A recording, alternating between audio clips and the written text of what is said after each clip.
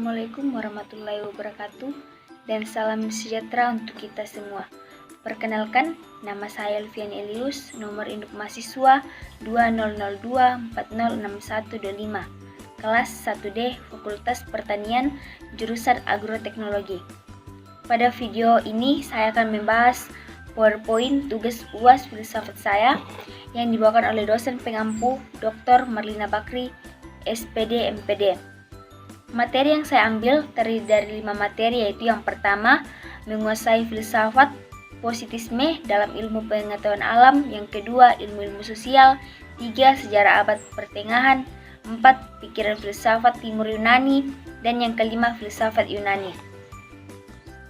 Materi yang pertama yaitu menguasai filsafat positisme dalam ilmu pengetahuan alam. Fra atau dalam Separma dengan mengambil sebuah rantai sebagai perbandingan menjelaskan bahwa fungsi filsafat pengetahuan alam adalah perkembangan pengertian tentang strategi dan taktik ilmu pengetahuan alam. Filsafat terbagi menjadi beberapa bagian, yaitu yang pertama fenomenologi, yang kedua biografi, 3 teori kritis, keempat etnografi. Materi yang kedua yaitu ilmu sosial. Ilmu sosial dasar adalah merupakan pengetahuan yang menolak masalah sosial menggunakan berbagai pengertian, fakta, konsep, dan bidang pengetahuan dalam karangan ilmu sosial. Isi dalam ilmu sosial terdapat beberapa tahapan lapisan, yaitu yang pertama, tahapan persepsi, kedua, tahapan hipotesis, 3, tahapan hukum, dan yang keempat, tahapan teori. Materi yang ketiga yaitu sejarah abad pertengahan. Sejarah abad pertengahan dimulai kira-kira pada abad ke-5 sampai awal ke-17. Para sejarah umumnya menentukan tahun 476, yakni masa berakhirnya kerajaan Romawi Barat yang berpusat di kota Roma dan munculnya kerajaan Romawi Timur yang kelak berpusat di Konstantinopel. Ciri-ciri filsafat: yang pertama, metode berpikirnya mengandung unsur-unsur Nasrani karena dipimpin oleh orang gereja. Yang kedua, cara berpikirnya menggunakan ajaran Aristoteles. Yang ketiga, pemikiran filsafat yang berkembang pada zaman ini yaitu filsafat pemikiran agama.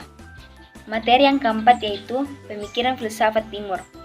Filsafat timur lebih kenal dengan ngelmu daripada ilmu, lebih merupakan ajaran hidup yang bertujuan memaparkan bagaimana orang dapat mencapai kebahagiaan yang kekal. 5 aliran dalam filsafat yaitu yang pertama, Hinduisme, kedua, Buddhisme, 3, Konfusianisme, 4, Tosisme, yang kelima, Islam. Sebuah ciri khas dari filsafat timur adalah kedekatannya hubungan filsafat dengan agama. Filsafat timur ini sebenarnya tidak hanya dipandang filsafat agama juga, tetapi termasuk filsafat hidup.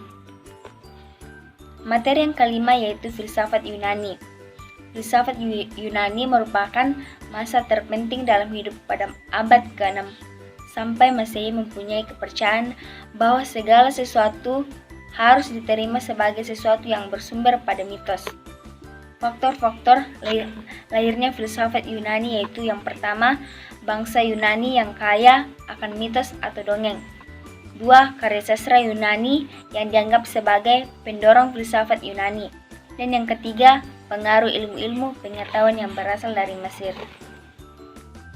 Sekian dari saya ucapkan terima kasih.